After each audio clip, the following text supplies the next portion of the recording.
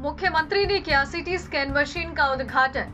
विश्व स्वास्थ्य दिवस के अवसर पर DLF फाउंडेशन ने जिला चिकित्सालय को सिटी स्कैन मशीन भेंट की, जिसका उद्घाटन मुख्यमंत्री पुष्कर सिंह धामी ने किया। इस अवसर पर कैबिनेट मंत्री गणेश जोशी भी मौजूद रहे। DLF फाउंडेशन ने 2 करोड़ रुपए की लागत से अति आधुनिक सिटी स्कैन मशीन उप जिला चिकित्सालय मसूरी को भेंट की है। नवभारत समाचार मसूरी से मनीष गंगोली की रिपोर्ट। आपसे कोई न रूठे, मेहरबान रहे इस पर सदा, इतना आप पर कि आसमान के तारे भी आपकी मर्जी से टूटे, आपकी मर्जी से टूटे। और भाइयों कि तूफान में कश्ती को किनारे भी मिलते हैं, लोगों को इस जहां में सहारे भी मिलते हैं। दुनिया में यूं तो सबसे प्यारी है जिंदगी, पर कुछ लोग जिंदगी से प्यारी भी मिलते हैं। ऐसे मुख्यमंत्री आज इस उत्तराखंड को मिले हैं। और मैं कई बार मजाक से कहता हूं कि आने वाले 15 साल तक कोई मुख्यमंत्री की वैकेंसी अभी नहीं है। कपिल धामी जी हैं, आने वाले 15 साल तक आपके सामने रखे हैं। उनसे आप अपने को संबद्ध करते हुए, और लोगों को बहुत दिक्कत आती है, देहरादून जाना पड़ता है छोटे छोटे कामों के लिए, तो आप जब अपना उद्बोधन करेंगे तो उस तहसील के निर्माण की घोषणा जरूर करेंगे। दूसरा, मसूरी के अंदर एक खिलाड़ी स्टेडियम जो जा रहा है रात में 1 बजे, तो मैंने सोचा ये रात में 1 बजे अब कौन सा कार्यक्रम होगा। मैं उनसे पूछने ही वाला था, जोत सिंह भाई सर, मन्नू भैया, तो मैं उनसे पूछने ही वाला था, तो उतने में वो खुद ही बोले कि मैंने जो यहाँ पर मैं सांसद हूँ बनारस का, और बनारस के सांसद रहते हुए बहुत सारे यहाँ पर प्रोजेक्ट शुरू हुए हैं। उन प्रोजेक्टों को रात में ही देखने जाता हूँ, क्योंकि पहले मैं दिन में जाता था। यहाँ से लोगों को विकासनगर जाना पड़ता है या देहरादून जाना पड़ता है। यहाँ पर कोई न कोई व्यवस्था, चाहे सब तहसील हो चाहे अन्य व्यवस्था हो, जो भी व्यवस्था है यहाँ के लोगों को बाहर न जाना पड़े, उसकी व्यवस्था हम लोग जल्द से जल्द करेंगे। और आज के अवसर पर क्योंकि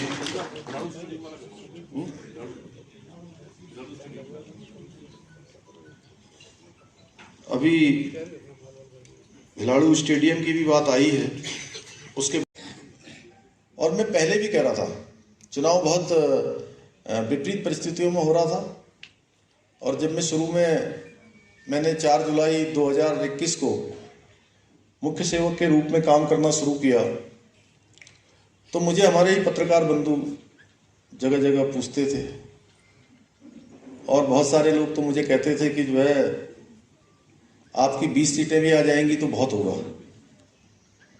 और जब चुनाव आने लगा, और चुनाव से ठीक 1 महीने पहले एक बार ओपिनियन पोल वाले लोग मुझे कहने लगे कि आप तो कह रहे हो कि प्रचंड बहुमत की सरकार बनेगी, और ओपिनियन पोल में तो अभी आपको जो है कोई 32 सीट बता रहा है, कोई 35 सीट बता रहा है, कोई भी बहुमत नहीं बता रहा है। तो मैंने कहा अभी 1 महीना है।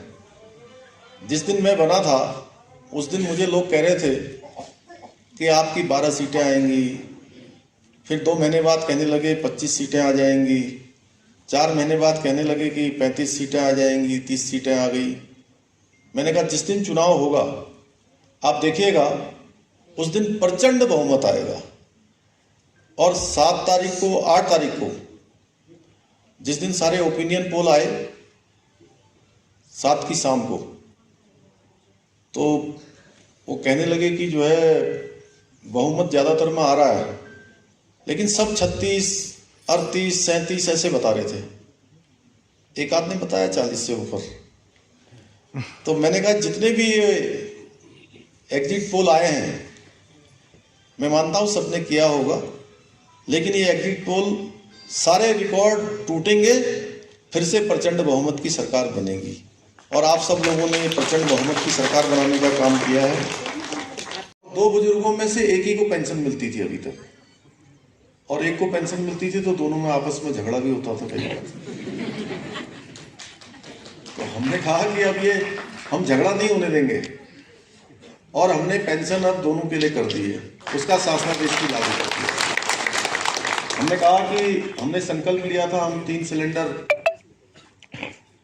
गरीब परिवारों को देंगे, उसका भी हमने बजट में प्रावधान कर दिया है। जल्दी से जल्दी हमारी ये योजना भी धरातल पर आ जाएगी। लोगों की सेवा के लिए ये योजना भी हम लागू करेंगे। ऐसे अनेकों अनेक योजना हम उनसे कभी करते हैं तो हमेशा उन्होंने सकारात्मक रूप से उनको आगे बढ़ाया है। आज आप देख रहे होंगे केदारनाथ में किस प्रकार का पुनर्निर्माण का कार्य चल रहा है, किसी से छिपा हुआ नहीं है। भव्य केदारपुरी और दिव्य केदारपुरी बन रही है। इसी प्रकार से भगवान बद्रीनाथ का मंदिर, उसके लिए भी 250 करोड़ रुपए का टेंडर प्रक्रिया पूरी हो गई है और वहां पर भी काम शुरू हो रहा है। आने वाले समय में आपको भव्य केदारपुरी के साथ साथ भव्य बद्रीशपुरी भी दिखेगी। सड़कों के क्षेत्र में चाहे आज ऑल वेदर रोडें हों, भारतमाला श्रृंखला की रोडें हों, या आज पर्वतमाला के माध्यम से जगह जगह पर लिफ्ट और रोपवे पहुंचाने की बात हो, उन सभी पर तेजी से काम हो रहा है। देहरादून का हवाई अड्डा बहुत तेजी से विस्तार ले रहा है। आज अंतर्राष्ट्रीय स्तर का हवाई अड्डा हमारा बनने जा रहा है। पहले तक हम केवल 200 लोगों की कैपेसिटी का हवाई अड्डा होता था, आज 1600 कैपेसिटी का हवाई अड्डा बन चुका है। हजारों लोगों को रोज स्वास्थ्य की सेवाएं दे रहा है। हजारों लोग उत्तराखंड के साथ साथ आस पड़ोस के प्रदेशों से भी लोग वहां आते हैं। ऋषिकेश कर्णप्रयाग रेलवे लाइन पर उन सभी सपनों को पूरा करना भी हमारे संकल्प है। उन संकल्पों को हम आगे बढ़ाएंगे और एक संकल्प हमने 12 फरवरी 2022 को लिया था कि नई सरकार के शपथ ग्रहण होते ही हम उत्तराखंड के अंदर सभी के लिए एक समान कानून लाएंगे, यूनिफॉर्म सिविल कोड। क्योंकि ये हमारा देवभूमि है, ये गंगा का प्रदेश है, हिमालय का प्रदेश है, ये धर्म और अध्यात्म का केंद्र है, जिसको हम कहते हैं कि विश्व की सांस्कृतिक और धार्मिक राजधानी कहीं बनेगी तो हमारे इस उत्तराखंड में बनेगी। हर घर में सेना से कोई ना कोई है, कहीं बेटा है, बेटी है, किसी के पिता है, चाचा है, मामा है, कोई ना कोई देखिए सेना में पूरे देश के अंदर कहीं ना कहीं अपनी सेवाएं दे रहे हैं। कोई सेना में दे रहे हैं, कोई अर्धसैनिक बलों में दे रहे हैं, तमाम प्रकार से देश की सेवा देने का काम कर रहे हैं। और हमारा राज्य 2 अंतर्राष्ट्रीय सीमाओं से भी लगा हुआ है, तो इस प्रदेश के अंदर सबके लिए एक समान कानून होना चाहिए। धर्म के आधार पर, मजहब के आधार पर, पंथ के आधार पर किसी के साथ कोई भेदभाव नहीं होना चाहिए। तो हमने ये घोषणा करी थी कि नई सरकार के गठन होते ही हम इस पर काम करेंगे।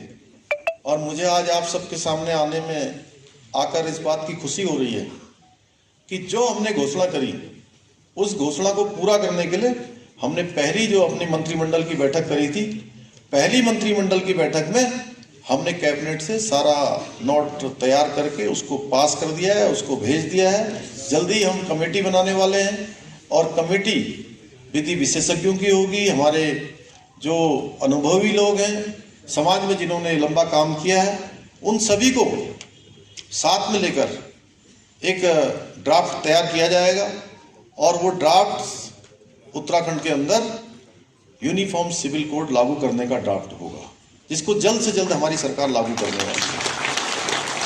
इसी प्रकार से आपने कहा था यूनिफॉर्म सिविल कोड तत्काल कमेटी बना, कब तक ये कमेटी बनेगी, कब तक इसकी घोषणा हो रही है? नहीं, हमने मंत्रिमंडल में इसका ड्राफ्ट तैयार कर लिया है और ड्राफ्ट को हमने पहली मंत्रिमंडल की बैठक में उस पर चर्चा हो गई है और सर्वसम्मति से उसको आगे बढ़ा दिया है। जल्दी हम कमेटी के नाम फाइनल करेंगे और कमेटी जल्दी ड्राफ्ट बनाएगी। हमारी कोशिश है जल्दी से जल्दी लागू हो और हम तो ये भी उत्तराखंड के अंदर इसको लागू करेंगे ही, हम तो देश के अन्य प्रदेशों से भी अपेक्षा करेंगे कि सारे प्रदेश इसको लागू करें। जल्दी का आगे, लेकिन कब तक कोई समय सीमा निर्धारित की आपने इसके लिए? जल्दी जैसे ड्राफ्ट बन जाएगा बहुत जल्दी हो जाएगा। पैसे की मांग लंबे समय से चली आ रही है, लेकिन अभी तक किसी घोषणा नहीं, लोगों को बड़ी परेशानी हो रही है। क्या उसके लिए हम लोग व्यवस्था करेंगे। किस तरह की व्यवस्था? आज वर्ल्ड स्वास्थ्य दिवस भी है और एक बड़ी सौगात यहाँ पर दी है, क्योंकि यहाँ पर जो दूरस्थ क्षेत्र के जो लोग हैं उनको देहरादून जाना पड़ता था कोई टूरिस्ट वीज़ा के। तो क्या कहना चाहेंगे आज आपके बच्चे? हम यही कहना चाहेंगे कि जिस तरह हमने गवर्नमेंट का इंफ्रास्ट्रक्चर स्ट्रेंथन किया है, यहाँ पे सीटी स्कैन मशीन लगा के, सीआर मशीन डोनेट करके और वेंटिलेटर्स डोनेट करके ज़्यादा से ज़्यादा कॉर्पोरेट्स आएँ और उत्तराखंड में समाज के लिए, उनका हेल्थ इंफ्रास्ट्रक्चर के लिए इम्प्रूवमेंट करें। अगर सारी जगह सारे कॉर्पोरेट्स भी अगर एक एक डिस्ट्रिक्ट हॉस्पिटल या एक एक सब डिस्ट्रिक्ट हॉस्पिटल को अडॉप्ट कर लेंगे तो बहुत ही बढ़िया होगा, क्योंकि पूरा public health infrastructure system better हो जाएगा। मैम, उत्तराखंड की बात करें तो दूरस्थ क्षेत्रों में आज भी जो स्वास्थ्य दूरस्थ क्षेत्रों में भी इस तरह का सहयोग है। सो DLF जैसे ये सीटी स्कैन मशीन है, ये पूरे मसूरी डिस्ट्रिक्ट के लिए है।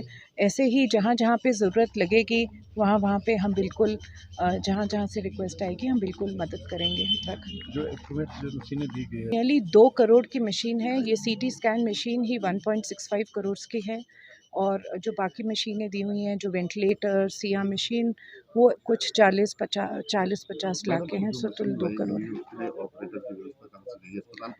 यहाँ पे डॉक्टर यतेंद्र हैं जो रेडियोलॉजिस्ट हैं, जो रेडियोलॉजी हेड करते हैं।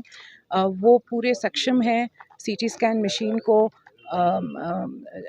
रन करने के लिए भी और उसमें रिपोर्ट देने के लिए भी। तो डॉक्टर यतेंद्र हेड करेंगे, और बाकी आपके न्यूरोसर्जन्स हैं गवर्नमेंट हेल्थ इंफ्रास्ट्रक्चर में। अगर न्यूरोलॉजी रिलेटेड इशू होगा तो वो देखेंगे। बाकी डॉक्टर यतेंद्र और साथ में उनके साथ में टेक्नीशियन भी हैं डॉक्टर यतेंद्र के साथ। जी, इसमें लाभ ये है कि जो भी हमारे डॉक्टर को सीटी स्कैन में छाती का सीटी स्कैन हो, हेड इंजरी हो, एक्सीडेंटल इंजरीज़ हैं, उस चीज़ के लिए ये एक बहुत बढ़िया टूल है। और हम लोग डायग्नोसिस बना के, अगर हम लोग से मैनेज नहीं हो रहा है, हेड इंजरी है नहीं हो रहा, तो प्राइमरी ट्रीटमेंट देके डायग्नोसिस बना के हम उसको रेफ़र कर सकते हैं सेफली। ये इसका बहुत एडवांटेज है। और आजकल तो प्राइमरी एक्सीडेंटल लेवल पे सीटी स्कैन ही कराते हैं। और आसपास के क्षेत्र जो हैं, जैसे आपको पहले ही बताया, छत्तीसगढ़, नैनबाग, और हमारे जो यात्री आते हैं, कभी बस गिर जाती है, कभी कुछ हो जाता है, तो ये सबसे इफ़ेक्टिव टूल है हमारे पास।